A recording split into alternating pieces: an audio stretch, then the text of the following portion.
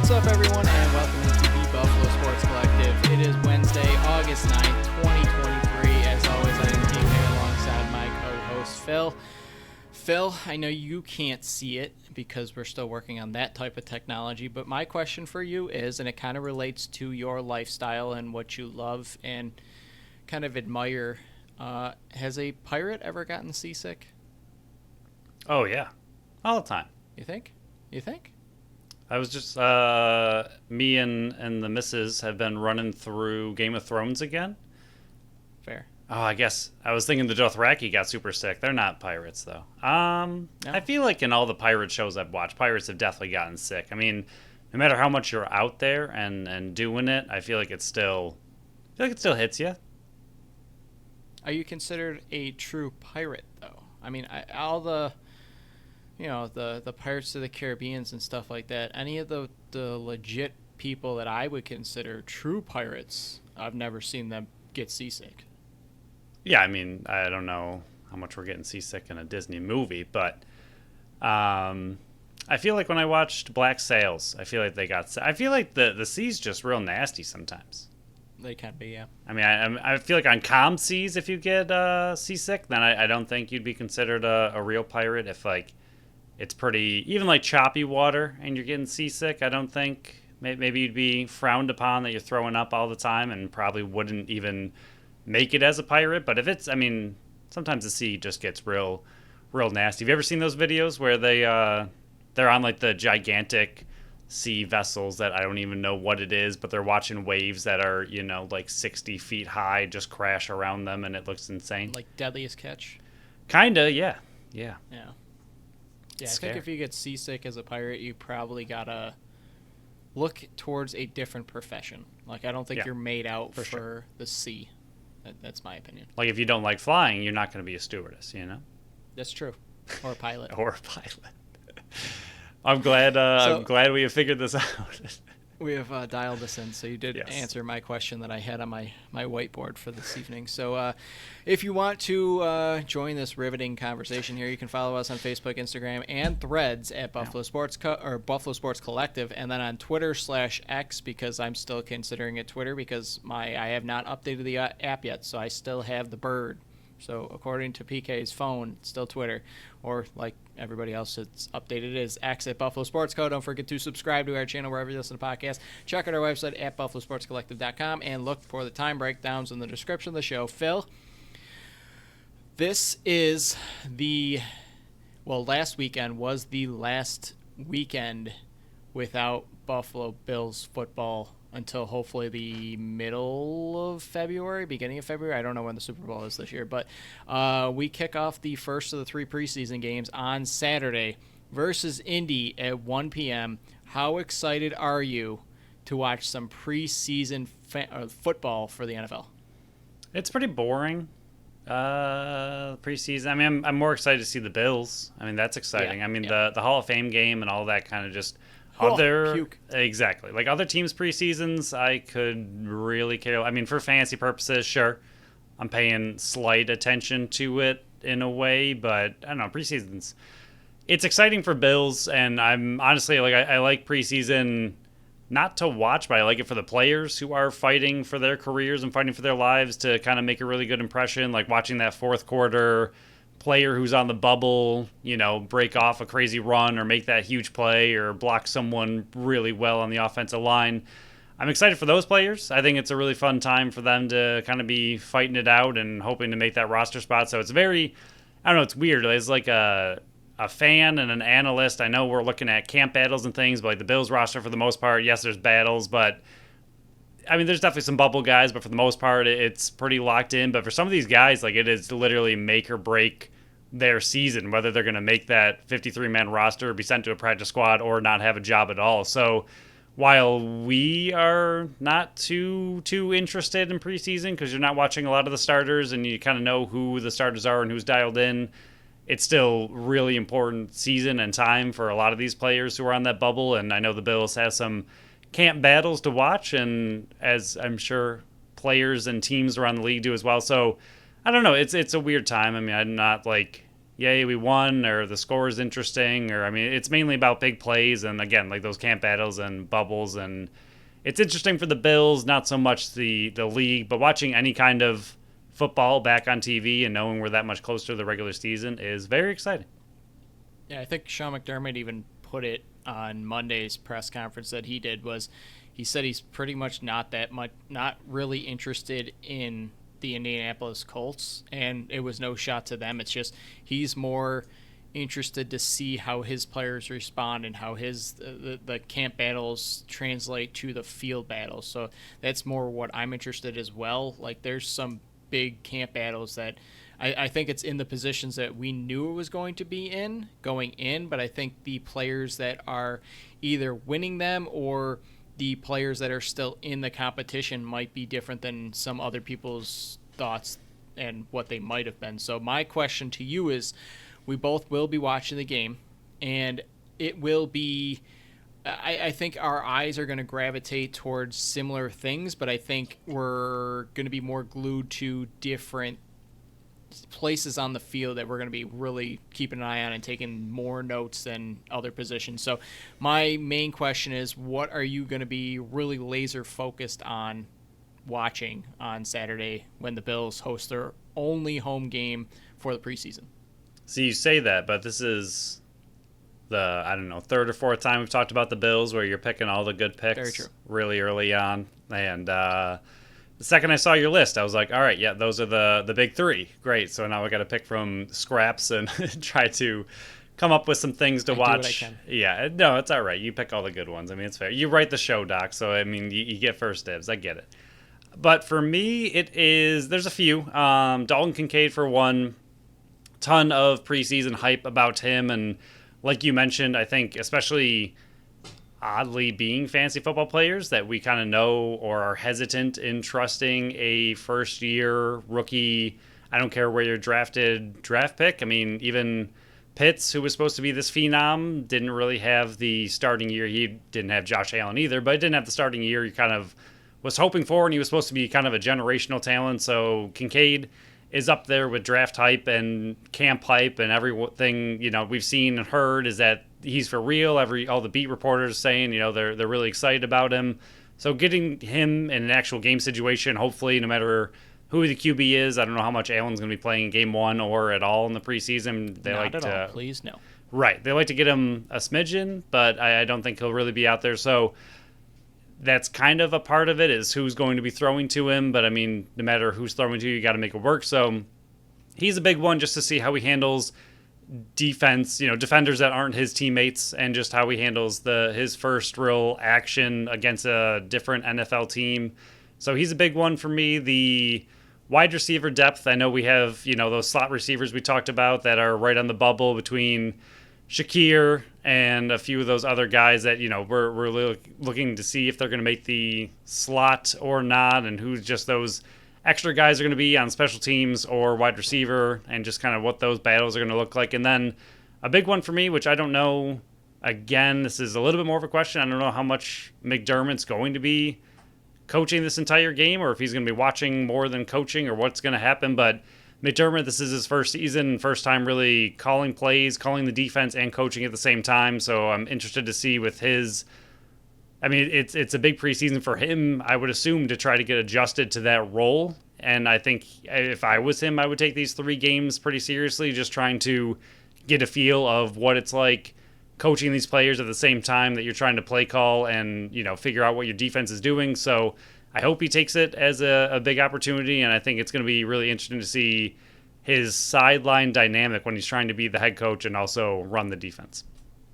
Yeah, I think that sums it up perfectly. I think he's going to be making the play calls just because you want whoever is the Mike linebacker out there, Mike whoever, because it might not even be the middle linebacker, will want to be the one that hears the voice that he's going to be hearing in regular season games is Sean McDermott. So you're going to want to hear that play call coming through the headset from the guy that's going to be making play calls in the regular season. So I can't see a reason why he wouldn't be doing it. But the dynamic, like you said, between him being the head coach and him being the play caller as well, all wrapped up in one, it'd be very interesting to see what he does. Like you said, Dalton Kincaid, I love him. I think he's more of a real football player than a fantasy football player. Like, I'm trying to separate those two. I don't think he's going to be I don't think he's going to have as big of a season as some people might be claiming, just because tight ends don't always do it. And I think I sound like a broken record at this point. And then, like you said, wide receiver depth, it'll be interesting to see who steps up, because there's some guys that are lower on the depth chart that are making some big plays in camp. So it'll be interesting to see if they can kind of push Justin Shorter, who was the 5th-round pick this year, to try to earn that roster spot. For me, though, it's like you said, it's the 3 big ones. The CB rotation. How does Elam actually look in a game setting? Because obviously he's not winning the job in practice. I don't know what he's doing to make it where Sean McDermott is not a fan of him, to give him the reps that I think he deserves and wants. And I really think he just is. I think I said in the last show, he is a player that you don't have elsewhere on the field on this defense. I think his speed and his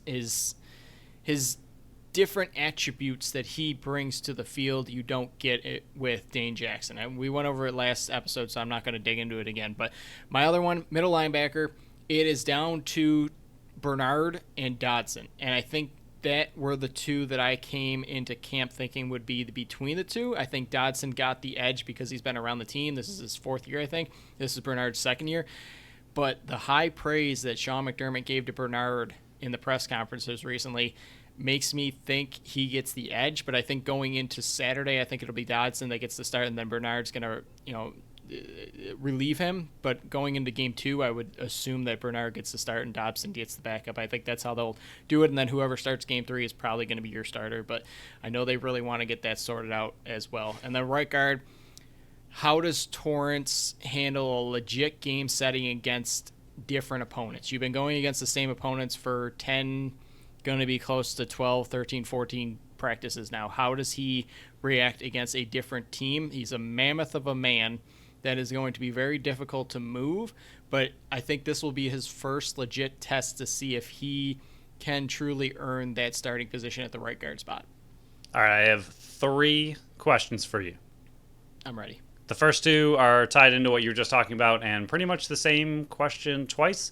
But for CBs and middle linebacker, do you think it's really going to be decided preseason, or do you think it's going to be something that kind of carries over into the season and is battled pretty much throughout the year until someone really takes over? I think it'll be at least through the first 3 or 4 weeks, unless they just bomb, lay an egg. Right. I think it'll be decided within the next week or 2.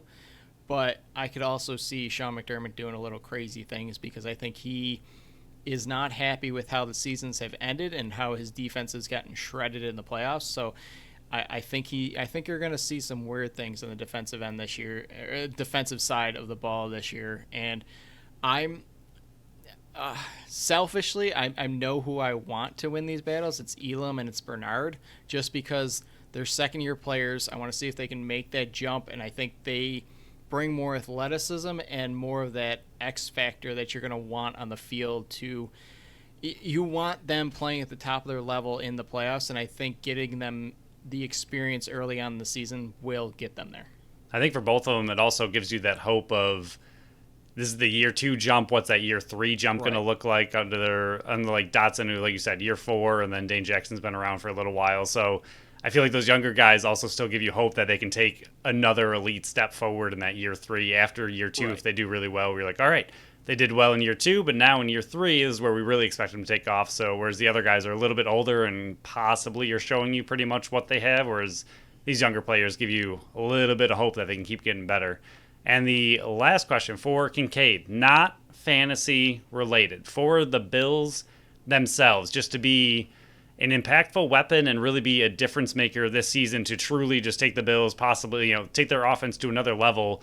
What do you think he needs to do stats wise in his rookie year? Like catches, you don't really, I guess yards if you want to, but I mean, really just receptions and touchdowns. Like, what do you think he realistically needs to be at for his rookie year to just make the offense different and make him kind of a threat to be paid attention to, and also just be productive for that offense to look a little bit different and a little bit better? Give me 50 to 55 receptions, Okay. 750 to 800 yards, and 6 touchdowns. And I'll love it. I feel like that's a lot of yards. I don't know what's the rookie record. Isn't this in the 600s, the rookie record for the Bills? No. For the Bills? For the maybe. Bills. I know Kyle Pitts said it with over 1,000 his rookie year. Okay. All right. I'll take it. I was just wondering. With where he was drafted, with the game plan that sounds like they have for him, he's not going to be relied upon to come in on the line and make some blocks.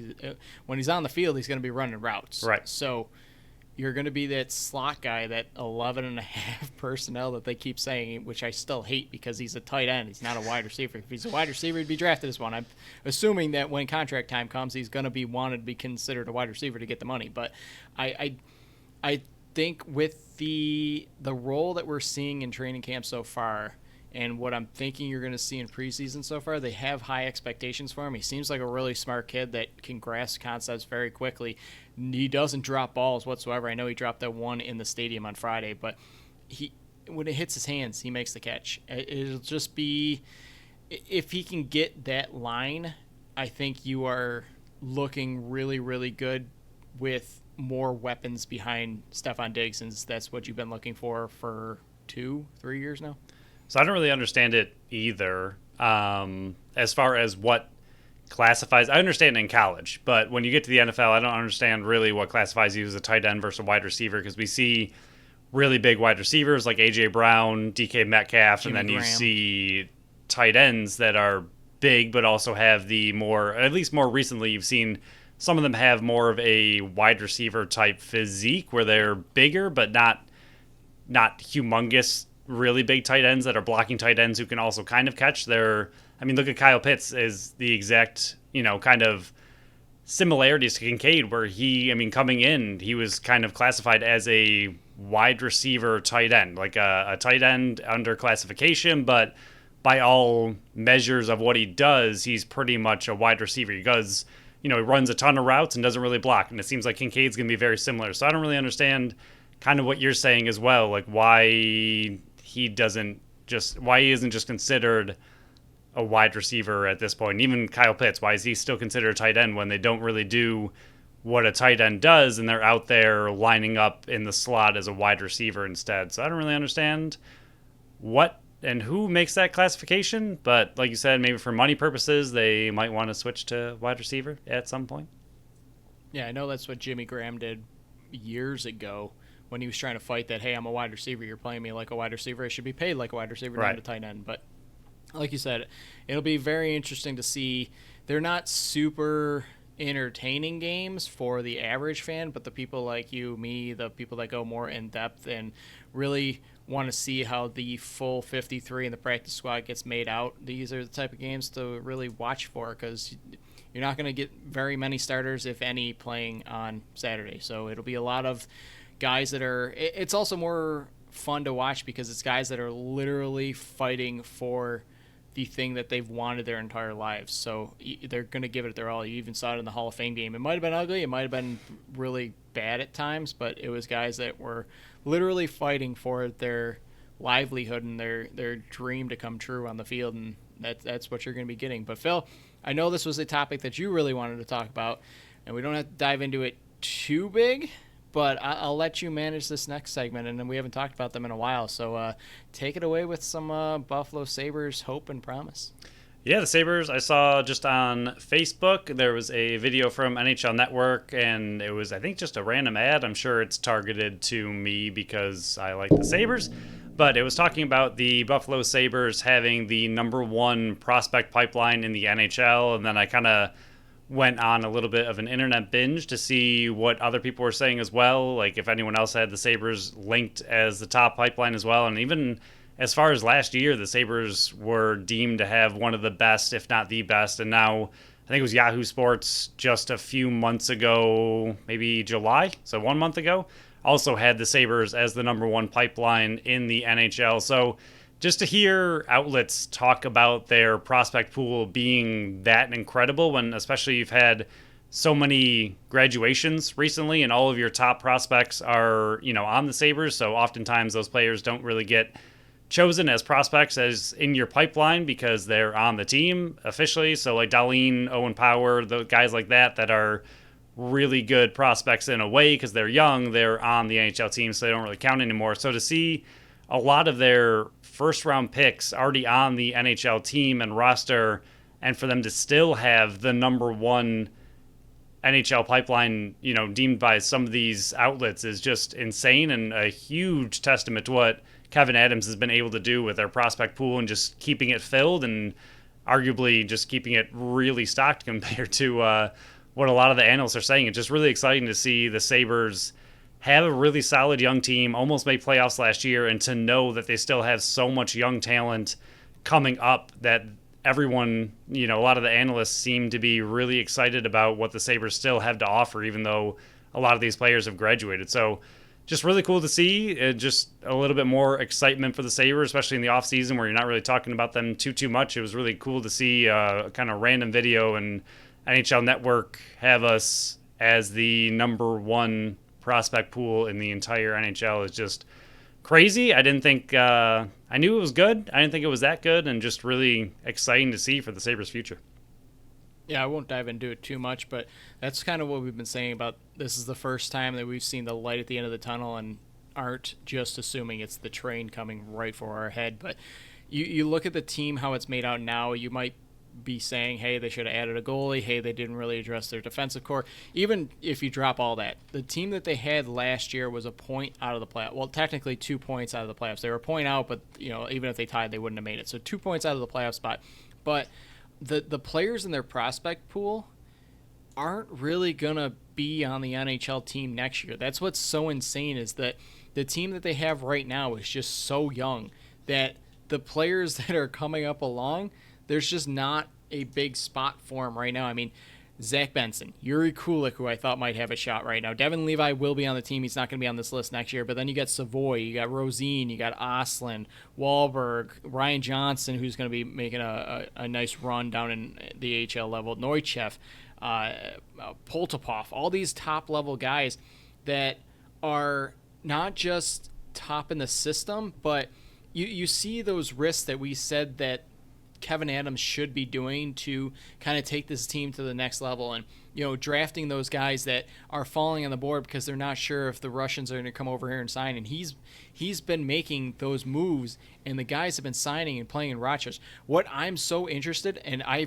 haven't done this in my 31 years of life, I might have to look up where I can watch Rochester Amherst games next year, just because of the talent level that's going to be down there. That it's literally the future of the Buffalo Sabres is playing in Rochester, and you haven't got that much hype and that much hope since the 03-04 Sabres that were, the Pominvilles, the Roys, the Staffords, the Vaneks that were coming up through the system that were going to be on the next, lines that were helping Briere and Drury and Greer and all those other guys it was a nice blend.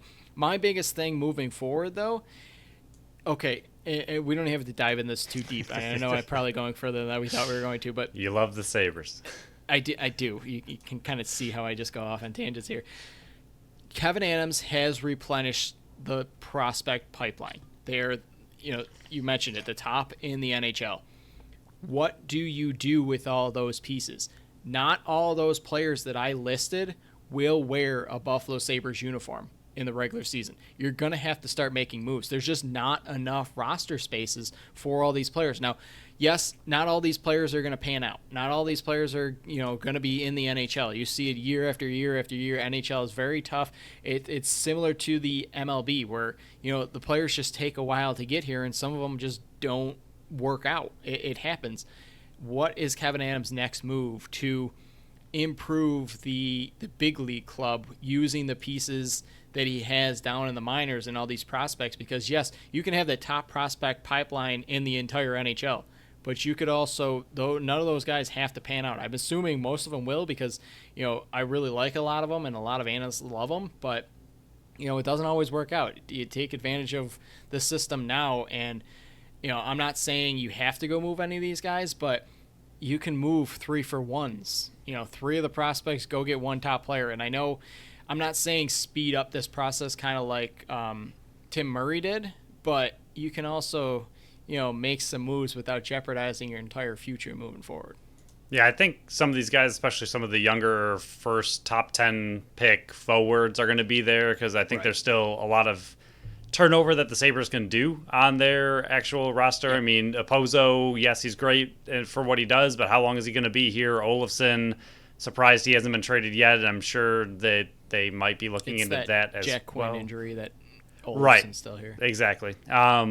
And then, some of these other guys, I mean, even Skinner, I mean, yes, he's great. I don't think he's going anywhere anytime soon, but at some point he's going to age out. He's slightly getting up there in age, and then you have some of these younger guys, and some of these draft picks are 18, 19, 20. So by the time Skinner is ready to kind of move on, you have someone right there to take his spot and move on and move into it. I mean, he's one of the older players on the team at this point, which is ridiculous. But yeah, I do agree. At some point, if you continue this trend of having a really good prospect pool, at some point you're going to have to trade some of these away for, like you said, a little bit extra now help, like a 2-for-1, trade some of these top 5 prospects for, I don't know who, but somebody, who's established in the NHL and is a very good player for a team that's maybe rebuilding and lost their opportunity to use that player in that situation. But no matter what, exciting to see the Sabres at the top of a list again, especially with one of the best offenses in the entire league. To see them have some of the top forward prospects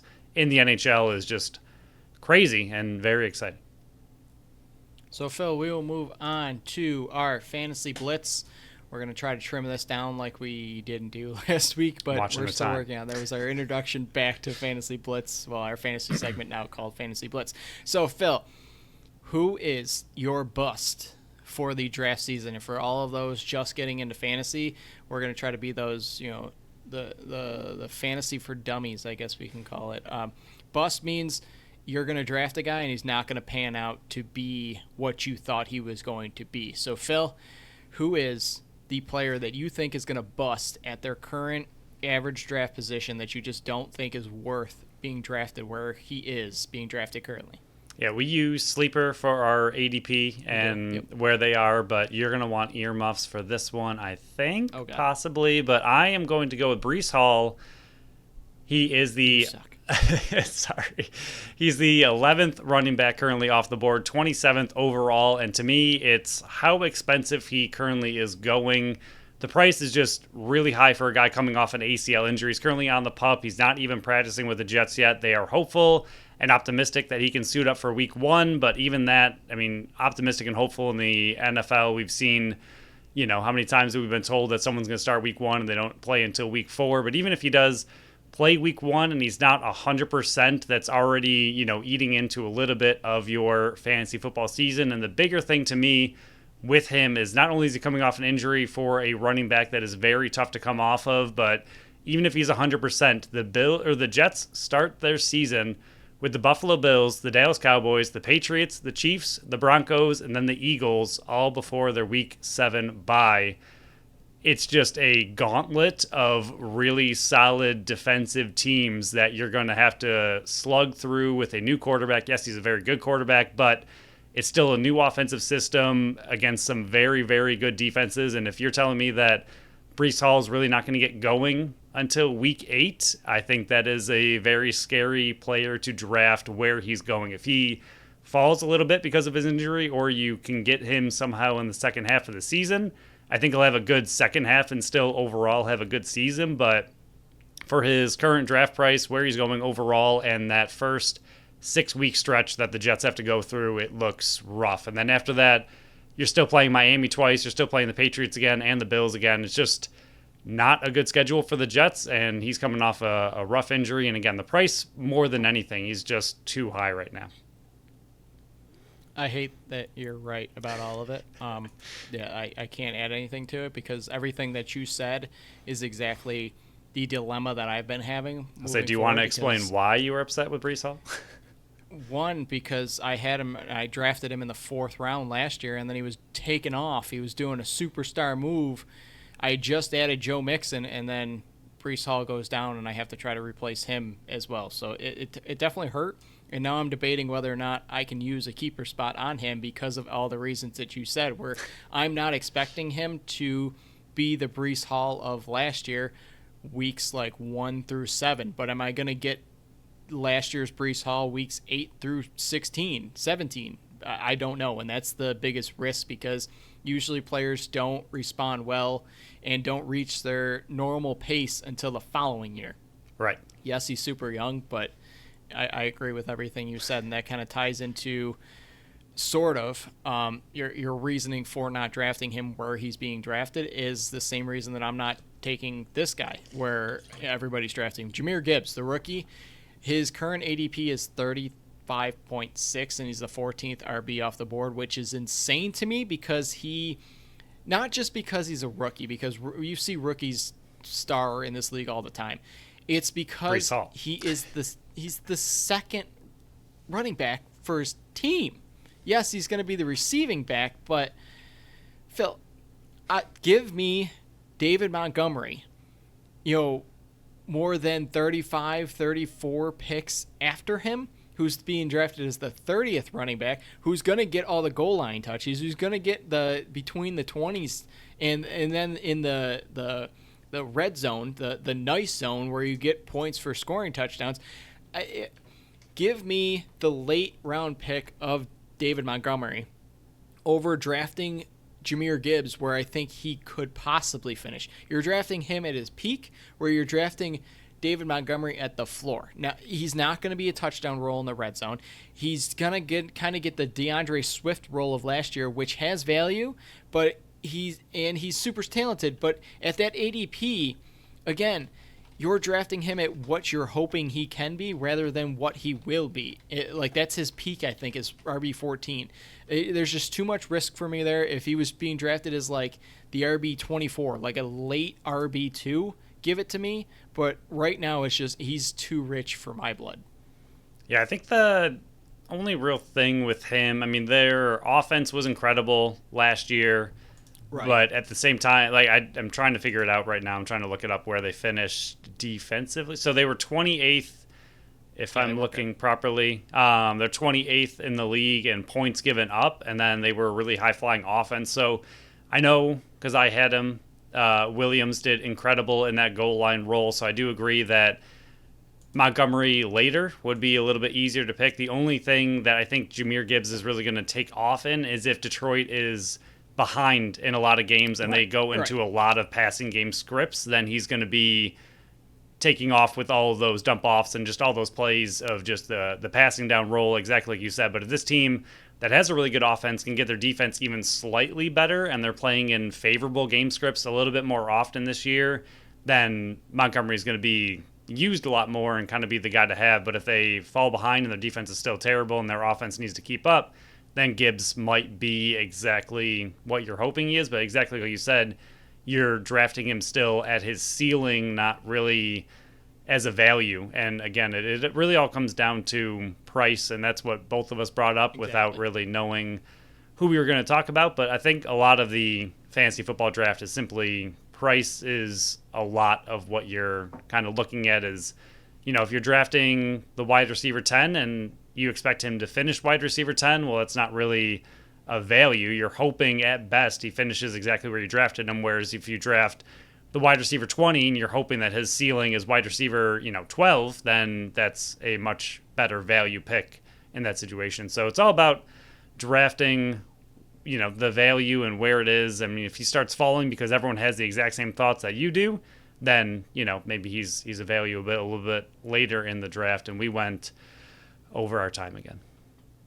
I thought we did better than we did. We did. Well, it's hard to get it down, but we'll get there. Yeah, we're fine-tuning it. It was only the second try.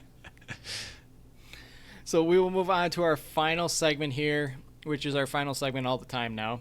The Buffalo Bandits, and it's more of a Buffalo Bandits / NLL because there's been a lot.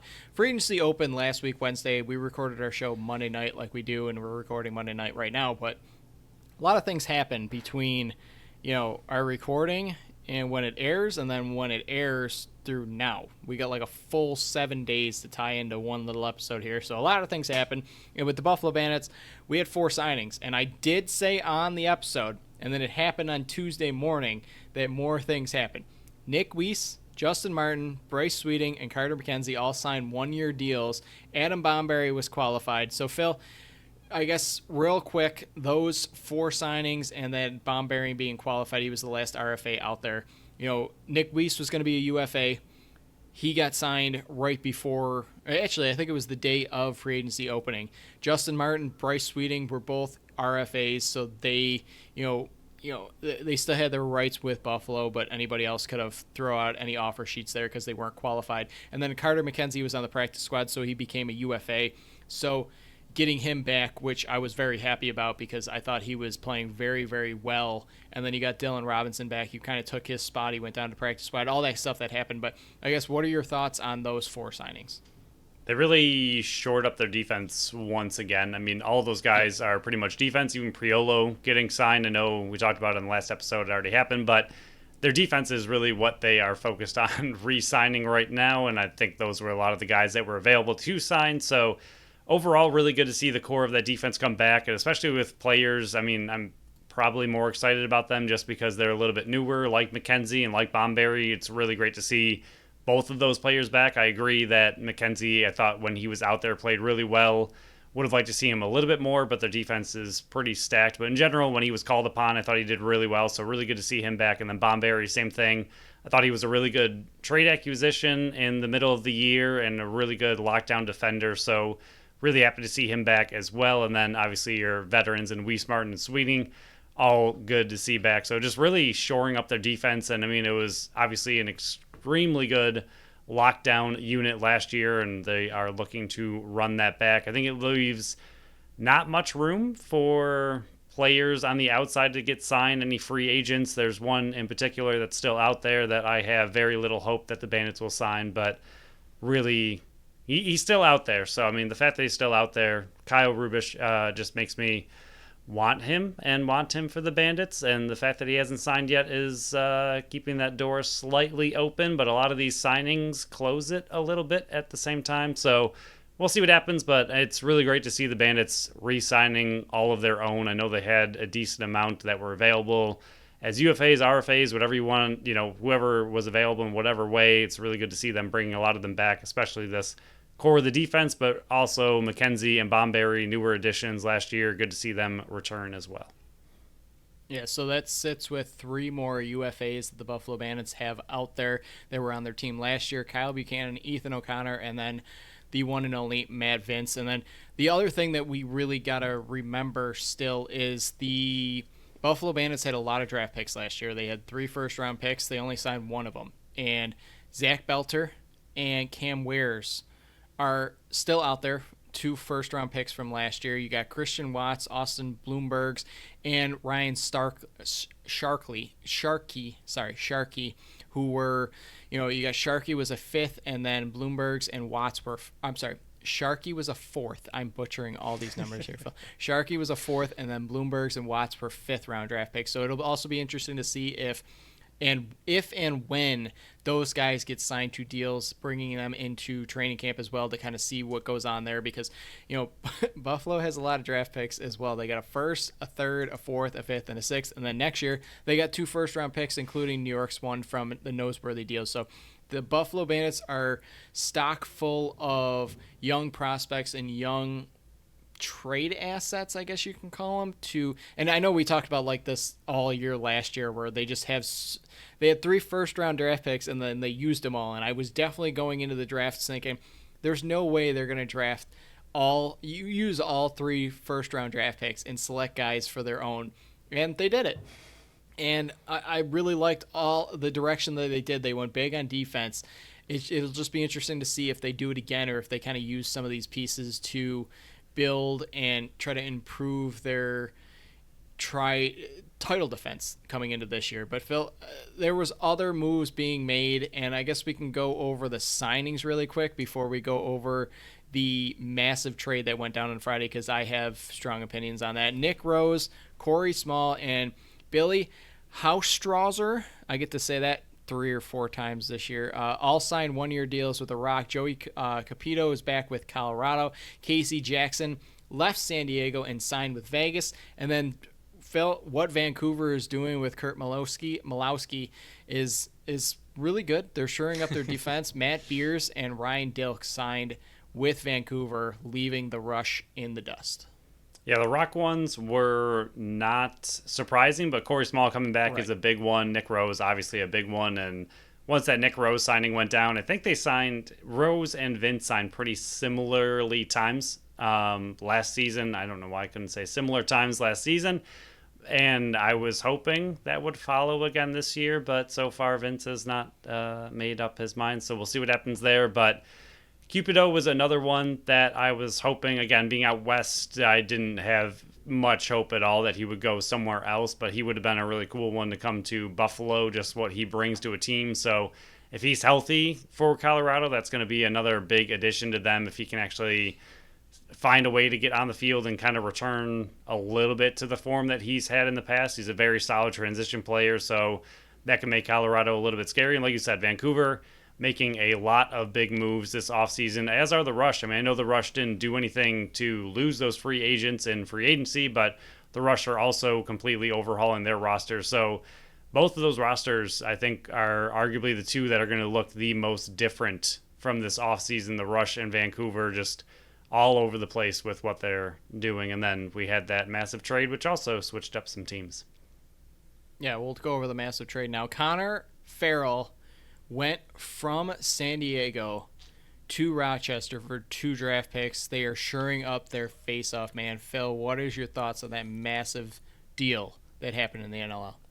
Yeah, he's interesting. Again, he's a guy similar to Max Adler, hasn't played in the NLL at all. He's a PLL face-off guy. He's having a really good season so far this year for the PLL. In 5 games, he's at a 71% face-off and 63 ground balls. It's the 3rd highest career total he's had for ground balls in an entire season, and he's doing it in only 5 games. I know some of his other more recent seasons, he's been a little bit hit or miss on face-offs. I think he came into the league around 70% in the PLL, then he's been 50, 60%, somewhere in there. And then this year, again, he's starting to take off again. Not a points guy at all. He's had 7 points in 5 years, but sometimes face-off guys, I mean, look at Max Adler, not really a big points guy. And then Trevor Baptiste, one of the best in the entire NLL, not a big points guy either. So definitely a face-off specialist. And I wonder if what's going on around the league with Trevor Baptiste moving somewhere and even the Buffalo Bandits getting Max Adler and Adler really settling in and having a solid season last year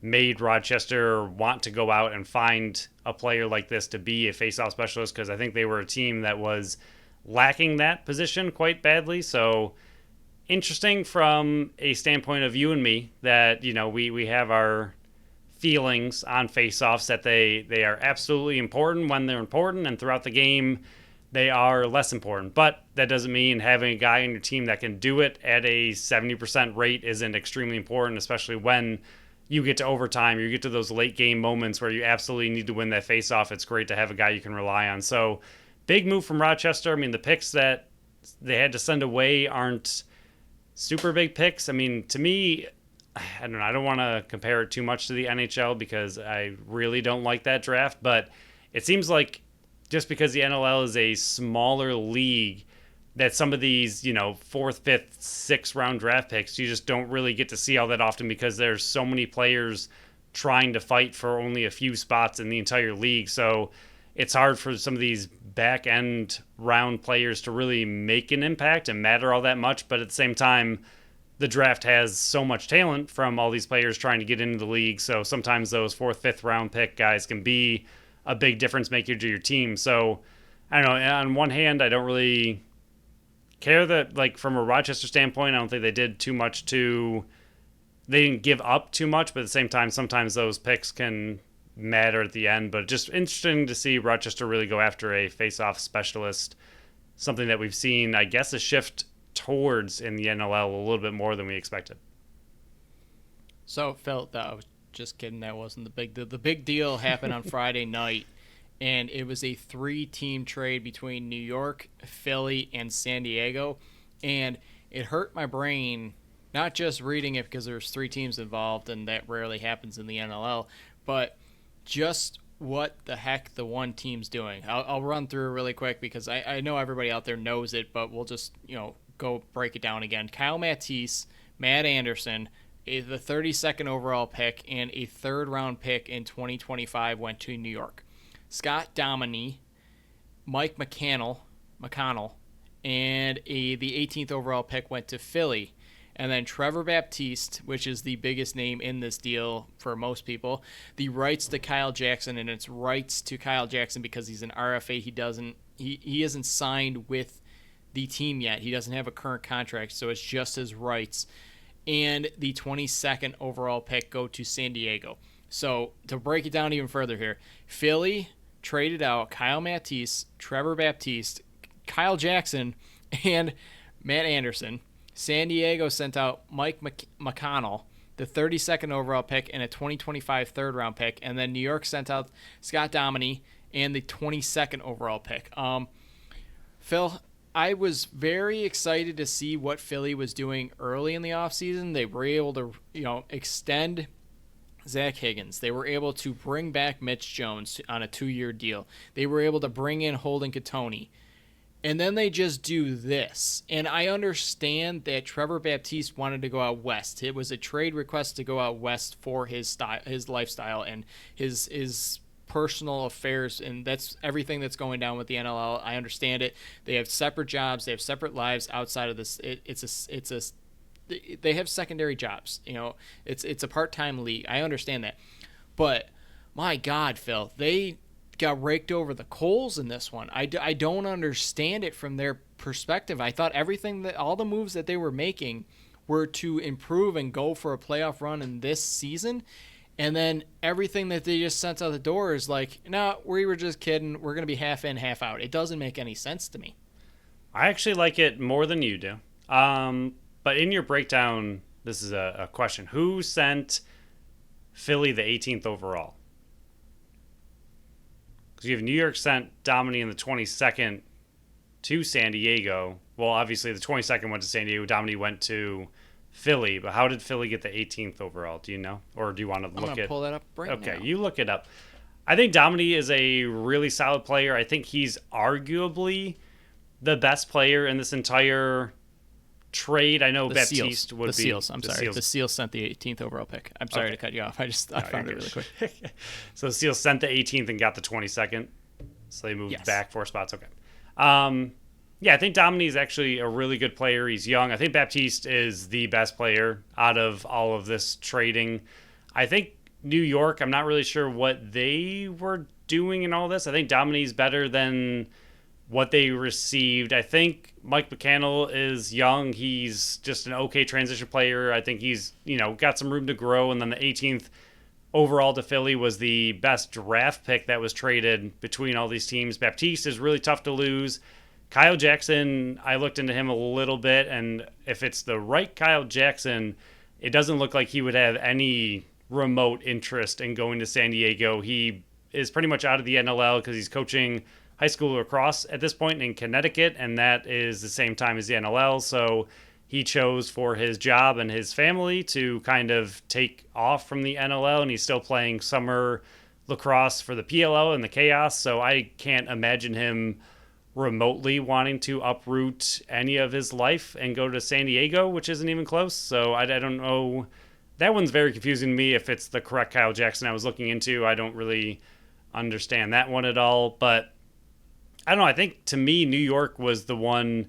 I understand Matisse is a player that I wanted for the Bandits, but it's because of where the Bandits are in a win now team. And I understand New York needs veteran leadership, and I think Matisse is a good player. So I get that aspect of it. But to me, Dominy is a solid young transition player with 20 caused turnovers last season, 9 goals, 7 assists, 16 points, and 99 loose balls. Overall, for a transition player, especially the 20 caused turnovers, that is a very good stat line for a 26-year-old transition player. So I'm surprised that New York would want to go older and get the veteran Matisse when they, to me, are in no position to win it all. And you would lose a solid, younger version, arguably better than what Matisse is. So that one was more confusing to me than anything as far as everything that kind of went down.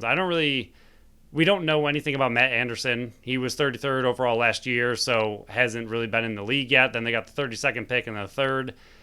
I think San Diego did the best out of everybody here because Baptiste is incredible, and they really just didn't have to give much up. McCannell, again, to me, is an average transition player, but he's only 24, just coming into the league a little bit, so he could get better. There's definitely potential there, but for them to only have to give up one player, the 32nd pick, and then a third round in 2025, which the NLL loves giving up ridiculously far in the future draft picks, which is another interesting thing that they do. But I don't think San Diego had to give up too much to get one of, if not the best faceoff man in the entire game.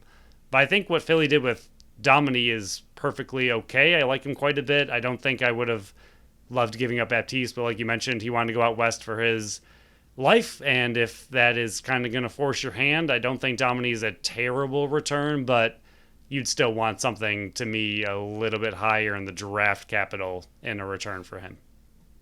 Yeah, I think more what New York was doing. I don't know what they did. McRae retired.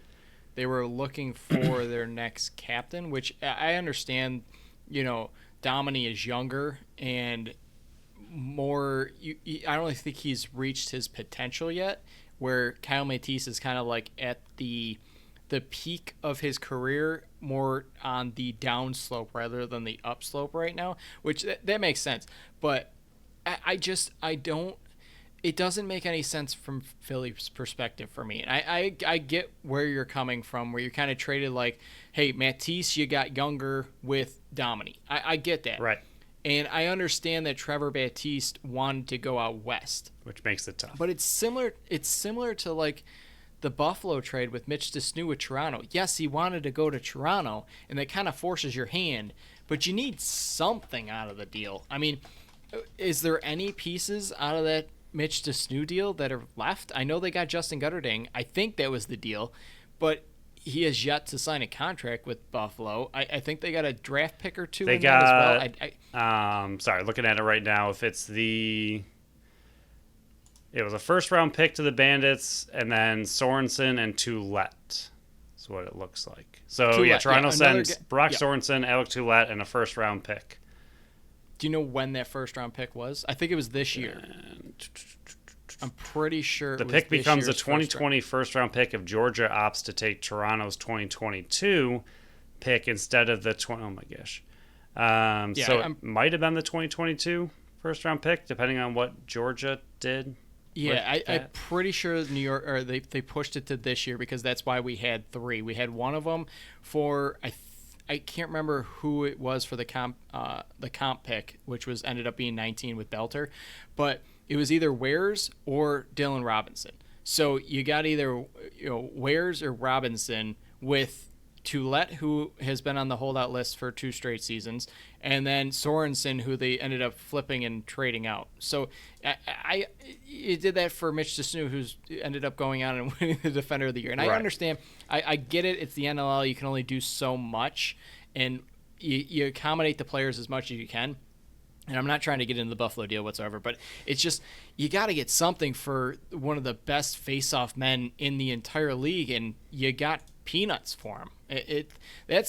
I'm trying to not backtrack what I'm saying, but I get the NLL tries to do what they can for the players and get them in the positions that help their lives the most, but you almost did it to like jeopardize your team moving forward, because it's not like Trevor Baptiste is like 34 on the tail end of his career. He's 27. He's one of the best face-off men in the league. He won the PLL MVP last year, and I know that's a separate league, but it's just it's if you want to do the Domini for Matisse and Philly came out ahead in that one, I understand. But what did they get for Trevor Baptiste that's worth much of anything? It was another trade where it seems like the NLL kind of style came back to bite a team.